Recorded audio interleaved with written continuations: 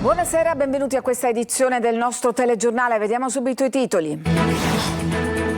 Approda a Catania parte dell'inchiesta della DDA di Napoli sull'assegnazione degli appalti per i rifiuti, riflettori sul ruolo del deputato regionale Castiglione che non è indagato.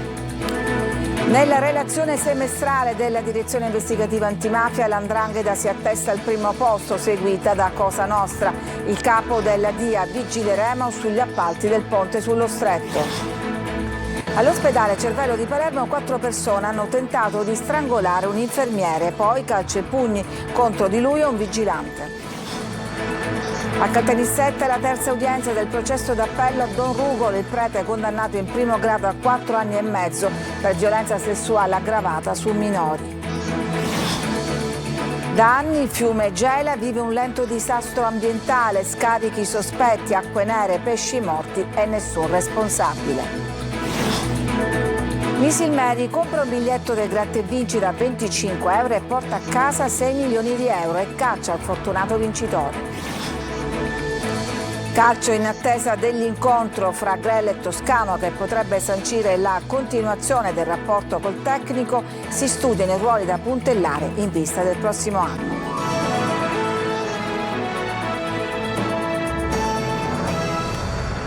Approda a Catania parte dell'inchiesta della direzione distrettuale antimafia di Napoli sul sistema che avrebbe condizionato l'assegnazione degli appalti tra Campania e Sicilia. Riflettori sul ruolo del deputato regionale Castiglione che però non è indagato. Sentiamo Luca Ciliberti.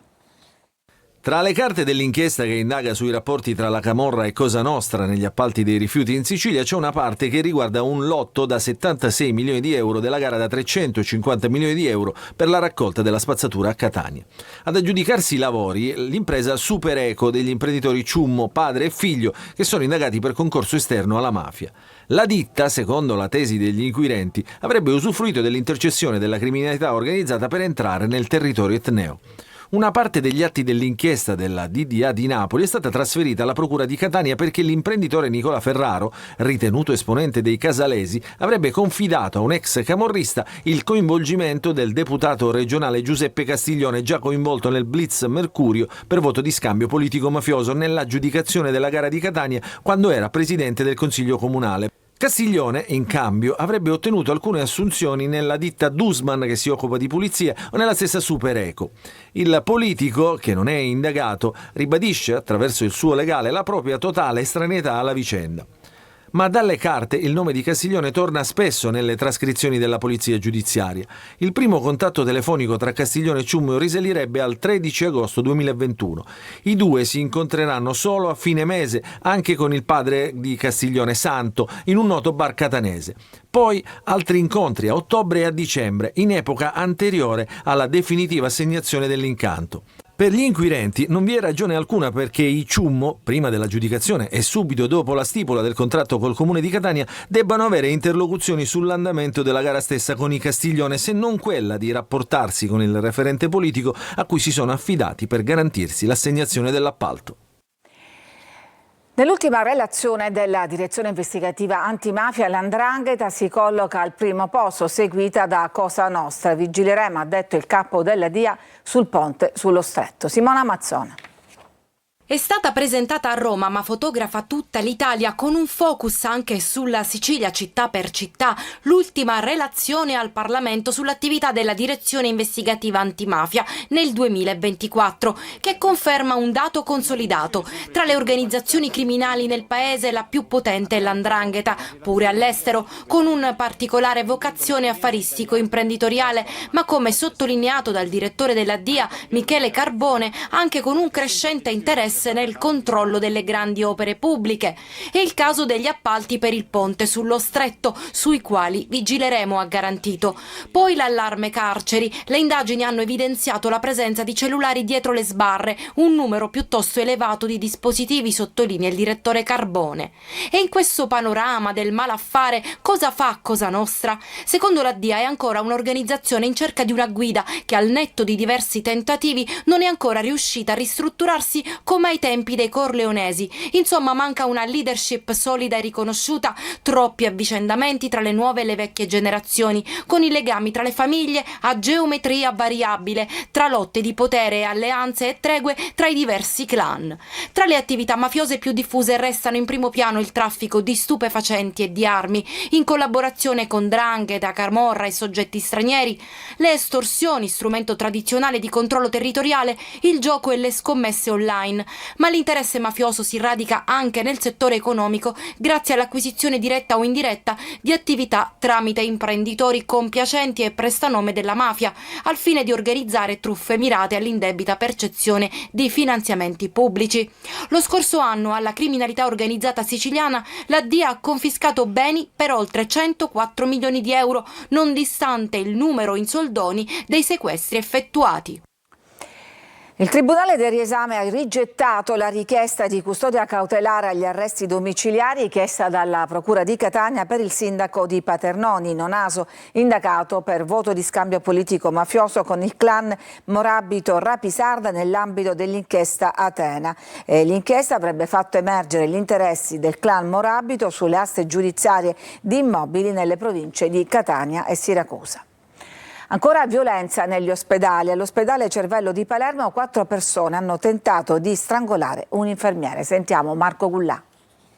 Calci, pugni e tentato strangolamento, gli ospedali che diventano ring. 4 persone, un padre e 3 figli, familiari di una paziente ricoverata al pronto soccorso dell'ospedale Cervello di Palermo, hanno aggredito ieri un infermiere e un vigilante colpendoli con violenza. E come vediamo anche da questa foto, l'infermiere riporta i segni dell'aggressione. Nella rissa hanno provocato danni all'area di emergenza e minacciato le vittime dell'aggressione che la vicenda non sarebbe finita lì. A questo punto c'è veramente non solo un'aggressione fisica, ma c'è un tentativo di omicidio, un pericolo veramente per la vita.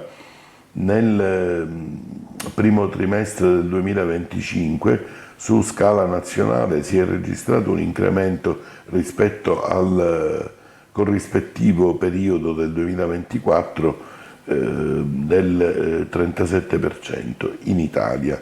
In Sicilia questo dato diventa un più 55%. Secondo una prima ricostruzione la paziente era stata ricoverata al pronto soccorso, apparentemente in gravi condizioni. Dopo pressioni e insistenze per avere aggiornamenti, il marito e i figli, non ricevendo risposta al cellulare dalla donna che dormiva, si sarebbero convinti che la donna fosse deceduta e avrebbero iniziato a dare in escandescenze contro i sanitari. Una nuova aggressione che non fa altro che alimentare la scia di violenza perpetrata negli ospedali siciliani.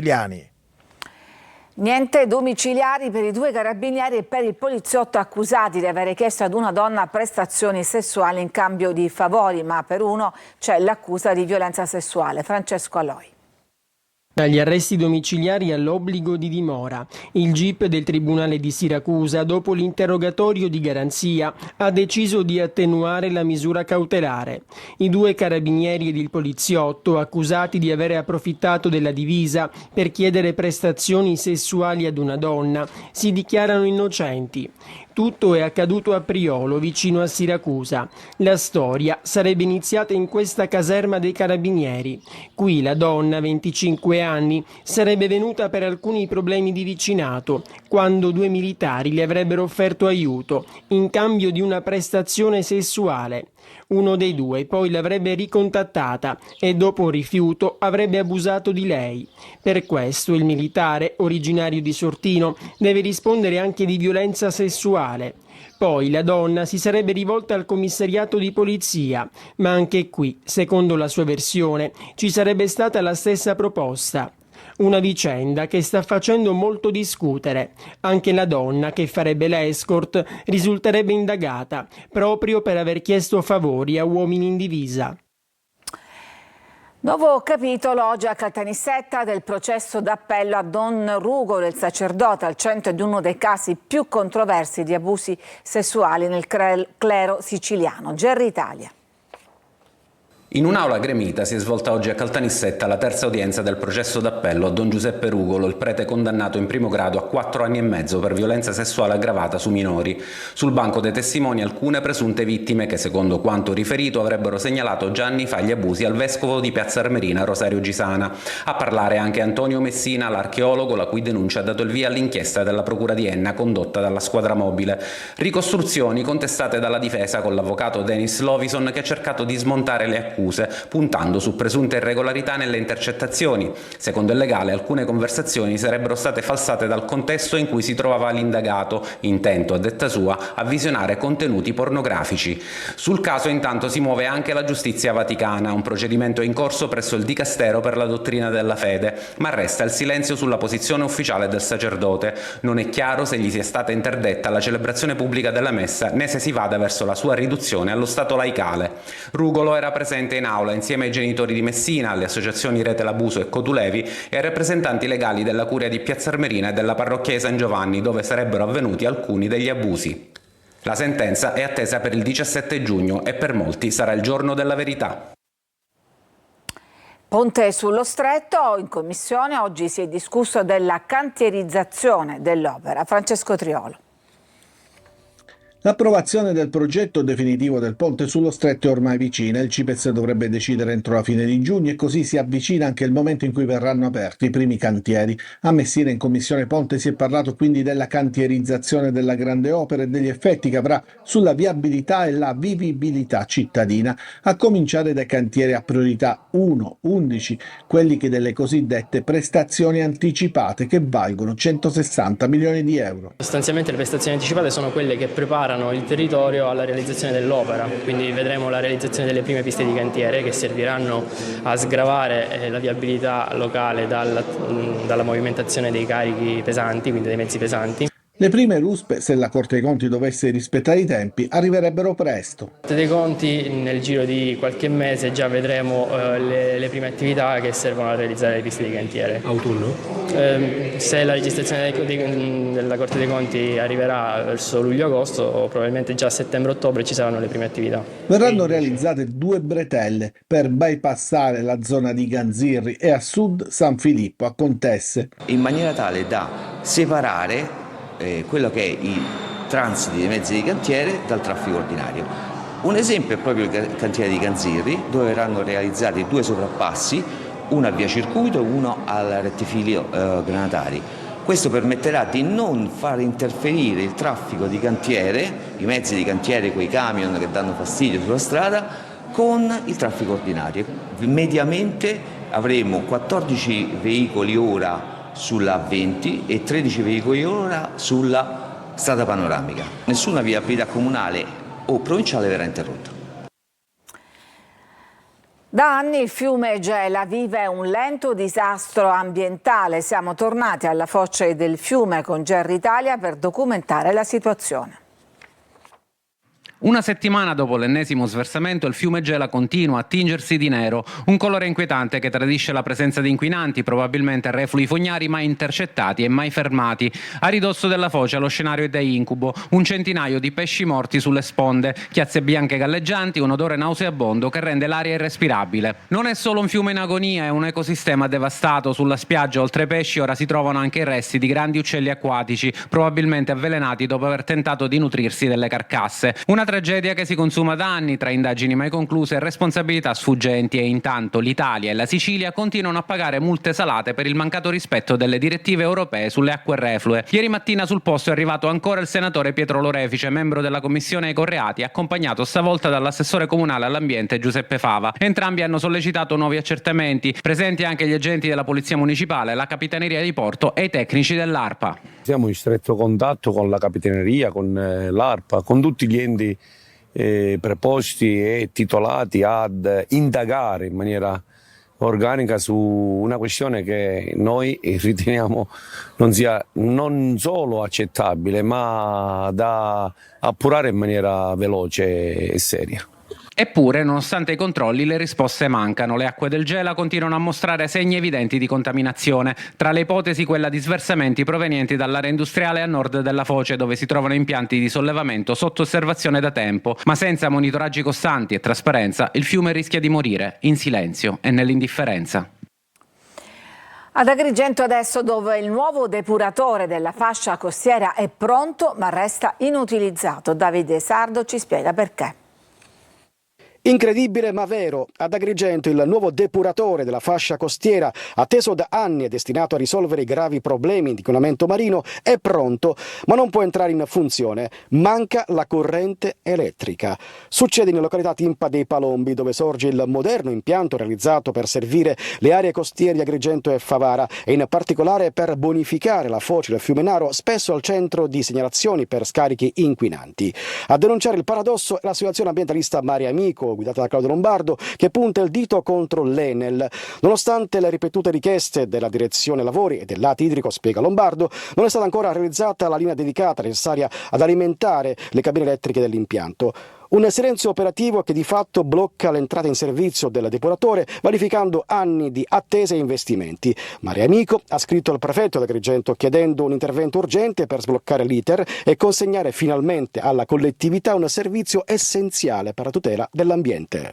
Nonostante il cantiere abbia chiesto da circa 2 anni l'allacciamento dell'energia, abbiamo fatto per questo motivo, abbiamo sollecitato il prefetto di Agrigento affinché si faccia promotore di una conferenza di servizi affinché si possa concludere questo cantiere e attivare l'opera fondamentale per Agrigento e per il nostro mare.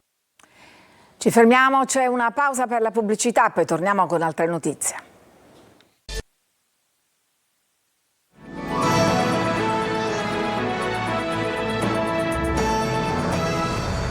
La Spedi Catania ha stabilizzato con contratti a tempo indeterminato 107 operatori. Sono professionisti appartenenti a diversi profili del comparto sanitario, sociosanitario e tecnico che entrano stabilmente nell'organico.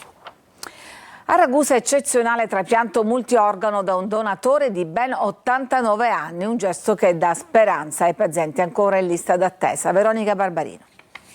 Aveva 89 anni, ma il suo cuore era ancora capace di pensare al futuro. È una storia che dà speranza, quella accaduta all'ospedale Giovanni Paolo II di Ragusa, dove la famiglia di un 89enne ha donato gli organi dell'anziano parente deceduto per una emorragia cerebrale. Fegato ed entrambi i reni. Nonostante l'età avanzata, l'atto d'amore ha permesso di salvare 3 vite. Non c'è limite di età per la donazione di organi. Il fattore determinante è la funzionalità degli organi stessi al momento della donazione. Valutiamo questa funzionalità durante il ricovero in ospedale e durante il prelievo degli organi, anche tramite delle biopsie. È possibile inoltre oggi utilizzare organi che fino a qualche anno fa non sarebbero mai stati prelevati da pazienti ultra ottantenni. C'è inoltre la possibilità di un ricondizionamento ex situ, ovvero un trattamento che permette di migliorare la qualità degli organi prelevati, una sorta di ringiovanimento. Migliorare la qualità ha significato dare maggiore opportunità ai pazienti in lista d'attesa e di utilizzare organi marginali che fino a qualche anno fa non avremmo mai utilizzato, di pazienti anche ultra ottantenni. Un evento, questa Ragusa, per il quale si è messa in moto la macchina organizzativa con la collaborazione dell'equipe dell'Ismet di Palermo. Non dimentichiamo che ci sono malattie per le quali l'unica cura è il trapianto. Cresce l'attenzione anche in Sicilia verso la donazione degli organi, gesto concreto che ridona una seconda vita ai pazienti affetti da malattie croniche. A Misilmeri e Caccia il fortunato vincitore che ha portato a casa con un biglietto da 25 euro una vincita da 6 milioni di euro. Marco Gullà. 6 milioni di euro, una vincita record da capogiro. Misilmeri, provincia di Palermo, è stata baciata dalla dea bendata. Al bar Capriccio un cliente con un gratta e vinci da 25 euro ha totalizzato una delle vincite più grosse registrate in Sicilia negli ultimi anni. A vincere sicuramente un residente di Misilmeri, come ci ha confermato lo stesso proprietario del bar fortunato. Ci ha chiamato e ci ha avvisato della vincita. Per cui deve rimanere un segreto, per cui, dico, non so chi sia il vincitore, ben per lui. ed è già caccia al vincitore. Non c'è però un identikit. Mi ha detto che penserà pure per noi qualche regalino, non appena è possibile, e mi manderà la foto del biglietto vincente. E in paese non si parla d'altro, tutti a chiedersi: ma chi ha vinto? È la vincitrice, signor? No. Magari. 6 milioni di euro è una cifra che cambia la vita. Mamma mia, tanto. Lei cosa farebbe con 6 milioni di euro? Rinvesterei, dice Rosario, a persone che hanno bisogno, eccetera, eccetera. Viva Miss Ilmeri! Si allarga il raggio d'azione dello street control, il sistema della polizia municipale che rileva soprattutto le soste irregolari ma anche altre violazioni del codice della strada. I nuovi controlli saranno eseguiti fra l'altro in via Plebiscito, in via Acquicella Porta, in via Domenico Tempio, in via Cristoforo Colombo, in via Playa, in via Le Kennedy a Librino. Ci fermiamo ancora, c'è una pausa e poi torniamo per parlare del futuro del Catania. Parliamo ovviamente di calcio, a tra poco.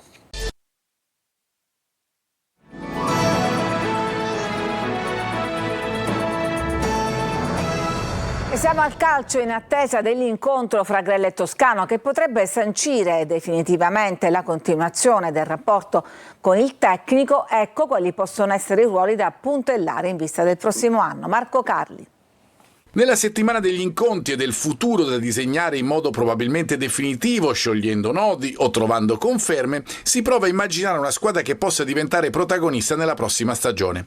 Quella che, nelle intenzioni iniziali, non deve partire stravolgendo l'ossatura. In bianco, i giocatori della rosa attuale che potremmo vedere protagonisti nella prossima. E poi i ruoli in cui possono arrivare delle novità, fermo restando il 3-4-2-1 di Toscano, ovviamente questo va ripetuto. In difesa servono soprattutto alternative. Una forse per i braccetti, c'è anche l'ipotesi di un Silvestri che rientri dal prestito alla Triestina per restare, un'altra al centro. In mediana serve un giocatore che cambi ritmo alla gara. Sugli esterni, a sinistra occorre l'alternativa per Anastasio, anche perché Lunetta potrebbe tornare sempre utile da trequartista incursore. Un'alternativa, anzi un probabile titolare nel ruolo potrebbe essere Ciccerelli, qualora la Ternana non salga, mentre Jimenez e Stoppa saranno ancora al centro del progetto. Per Cianci stesso discorso fatto per Ciccerelli, anche se la Ternana può far valere l'opzione pure senza promozione. Ma comunque si cercano una o due alternative ad Inglese con cui si tratta per farlo restare il rosso-azzurro. Ed è tutto per questa edizione, grazie per averci seguito, vi auguro una buona serata.